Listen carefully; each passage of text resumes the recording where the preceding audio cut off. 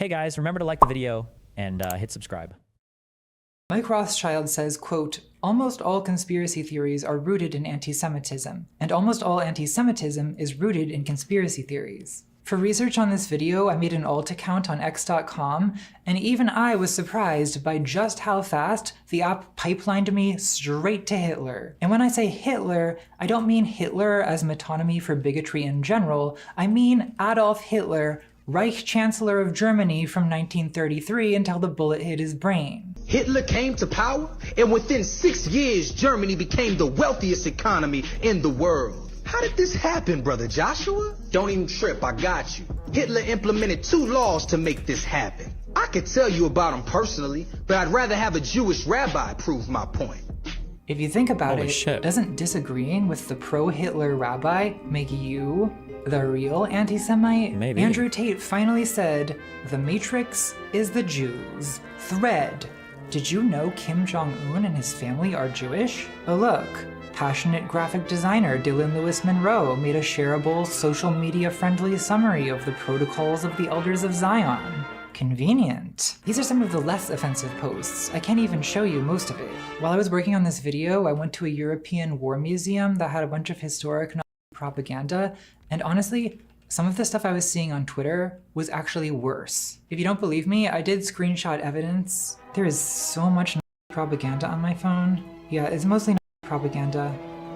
Oh, that was a nice dinner. Conspiracists are constantly bickering among themselves about the answer to the question, who is they? With many preferring elaborate euphemisms like globalists, elitists, Frankists, Sabbateans, communists, deep state, Zionists, oligarchists, Rothschild bankers. And if you call out the euphemisms, the conspiracist says, "Wow, did you just assume I was talking about all Jews when I said the deep state Rothschild Frankists?"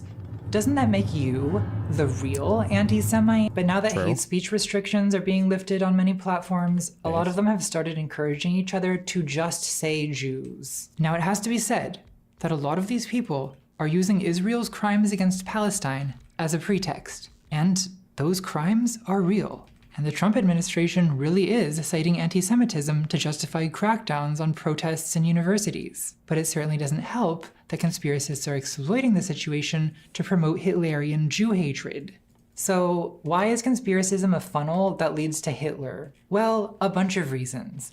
One, Hitler was a conspiracy theorist. People don't usually categorize him that way, but he was. My struggle is full of ramblings about how, like, the Jews control the Freemasons and they're gonna make us all speak Esperanto. I assume conspiracists must find this relatable. Just kidding.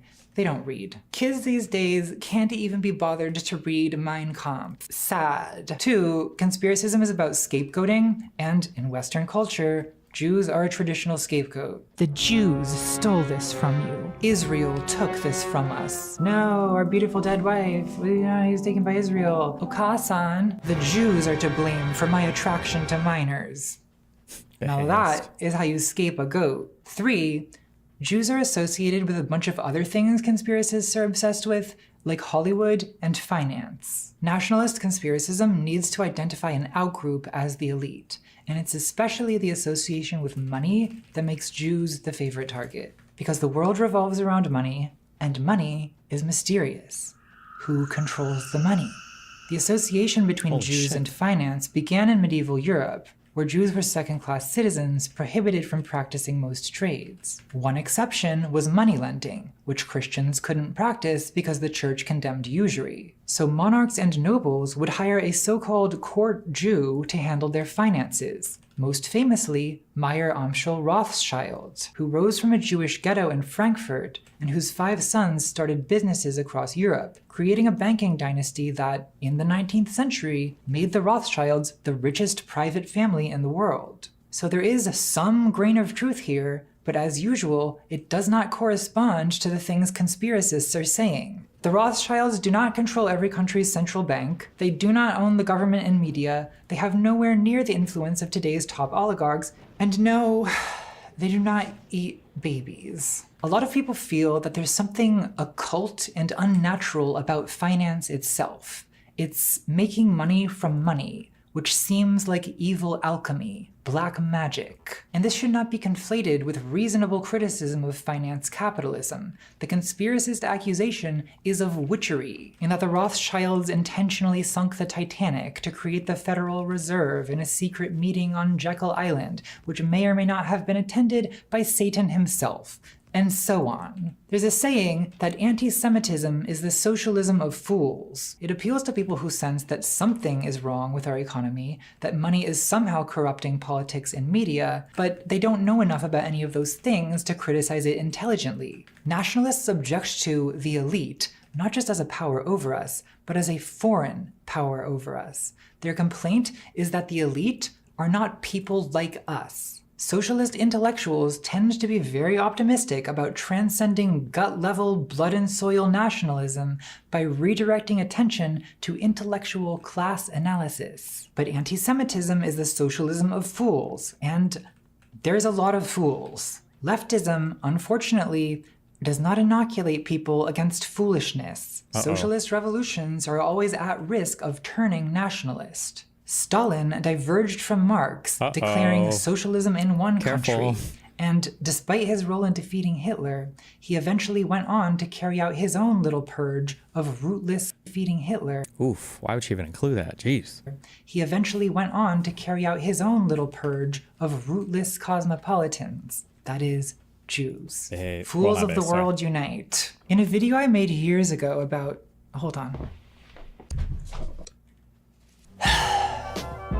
Capitalism. I suggested that David Icke's reptilians could be ironically appropriated as a metaphor for the ruling class, like in the movie They Live. Some people criticize this as anti-Semitic, and I've come to basically agree with that criticism. To be clear, David Icke believes in literal extraterrestrial reptilians. It's not intended as a metaphor, though Icke does say anti-Semitic stuff all the time. I mean, he says Hitler was a Rothschild. See Appendix 2. Hitler was a Rothschild. But reptilian overlords, as a metaphor, imply elites who are alien, who are outsiders. And that makes the metaphor inherently suggestive of conspiracist bigotry. Anti-Semitism is the archetype of this kind of bigotry, though Jews are by no means the only targets. LGBT people are likewise often accused of wielding a powerful agenda due to the disproportionate prevalence of gay people in arts and entertainment. Again, grain of truth, but it's due largely to discrimination in most other industries and not due to a conspiracy. Conspiracists invoke queer-coded villainy in media, like the Capitol dandies in the Hunger Games, to insinuate that the establishment elites are gay. This has nothing to do with any kind of Marxist intellectualizing about material conditions. Populist bigots don't want equality. They want to be ruled by people they identify with, by people like them. Hatred of an outsider unites people across economic classes in the shared community of a lynch mob. So bigotry in general is useful to politicians, but conspiracist bigotry is particularly useful because it empowers them to continue railing against the establishment elite, the source of all our problems, even after they've ascended to the throne. Richard Nixon, when he was literally the president, was endlessly conspiracist about the liberal establishment. The press is the enemy. The establishment is the enemy. The professors are the enemy. It's ironic, considering Nixon perpetrated the most famous real conspiracy in American history, but I actually don't think that's an accident. I think conspiracist politicians are actually more likely to perpetrate actual conspiracy. Because everyone else has already done it first, and if you think that's what people do, then that's what you should do.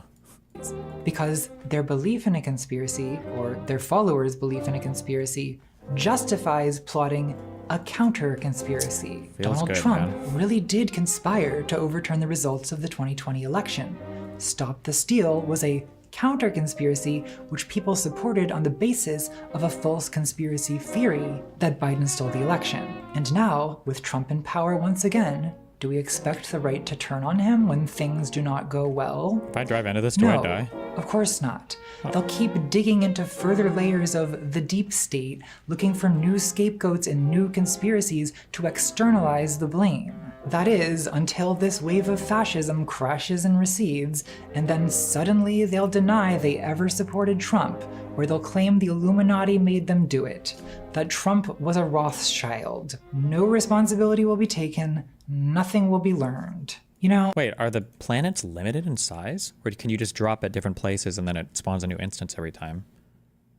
I've often thought that if you simply translated Hitler's speeches into English and updated a few details, that Americans would completely buy it. A few months ago, that thought was proven right. Hitler's AI translated speeches go viral on TikTok, with one video topping 1 million views in troubling trend. Is this what you thought the future would be?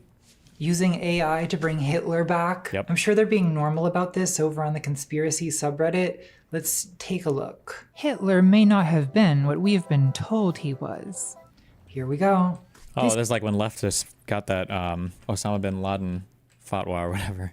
This is an AI translated speech by Hitler, where I expected to hear him babble incoherence, but he was actually spot on about a lot of issues. He calls out the elite banking class, the stock market, the illusory two-party system, the globalists, an outsider minority forming a nation within a nation, hyperinflation, etc., blamed the Jews for everything. The poster then pastes what appears to be a ChatGPT summary of conspiracy theories Hitler believed, and then declares, promoting communist ideals, degenerate ideals, liberal ideals about sexuality and gender roles, undermining Christianity? Guys, it's the same shit happening today. The post concludes by pointing out that burned books about transsexualism, and therefore that Hitler was, Based. dare I say it, based?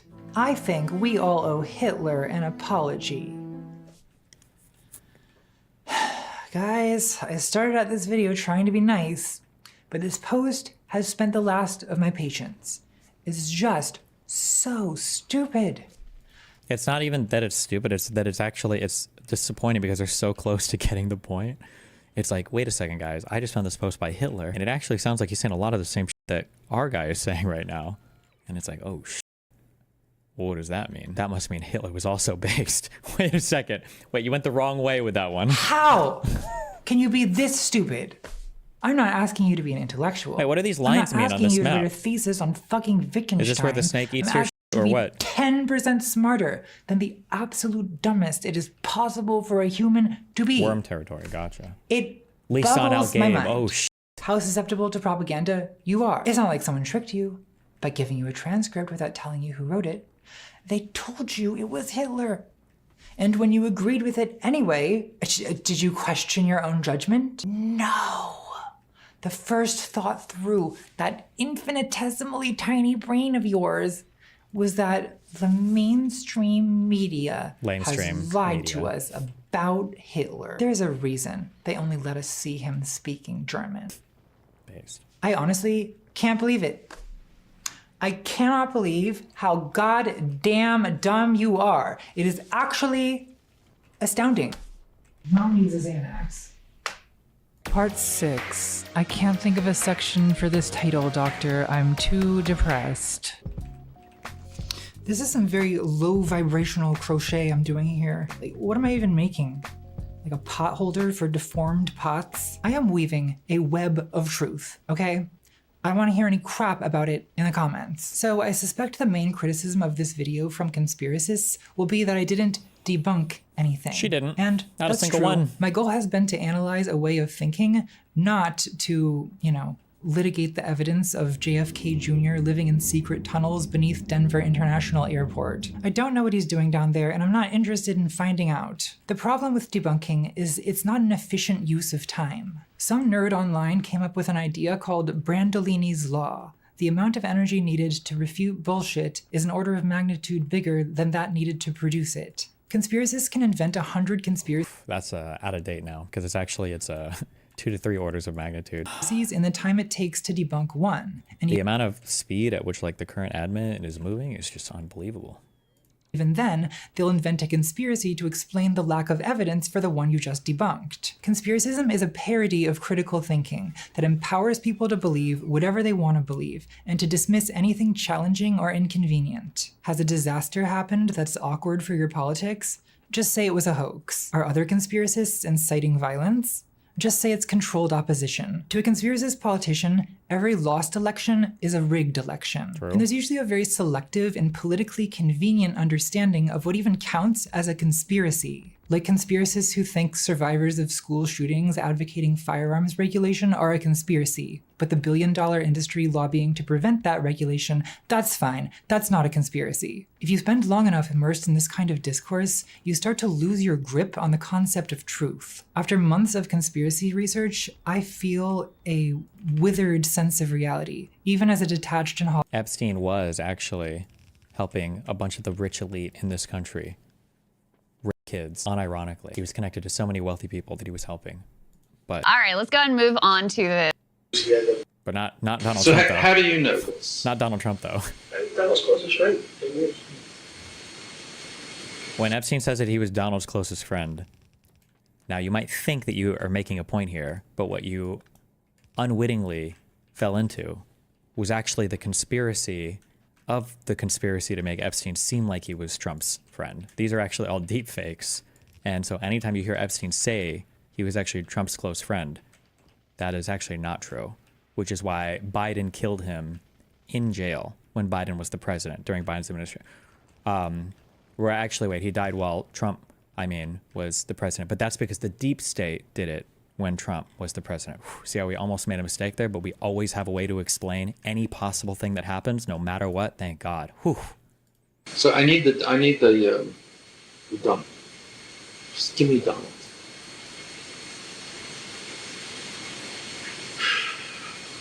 hostile observer. So what do we do with these people? Can they be reasoned with at all? The answer is usually no, and that's scary because democracy depends on us being able to deliberate.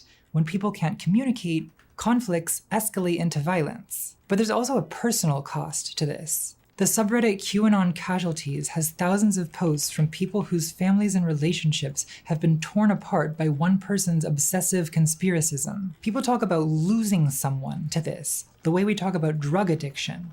It's like conspiracy research completely takes over some people's lives.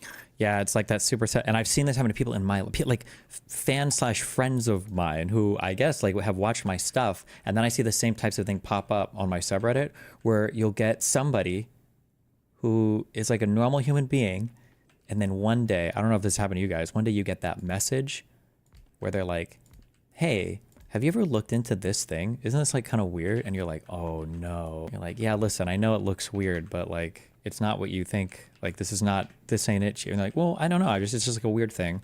I'm not saying, obviously I don't believe in it all. And I know there's a lot of like crazy people here. Okay. And like 99% of what Candace Owens or whatever says is like crazy. Okay. But like this one thing is like really weird. And that inevitably in 3 to 6 months, that person will be gone. They will be on maximum whatever the crazy planet of believing whatever insane shit, and then it's over.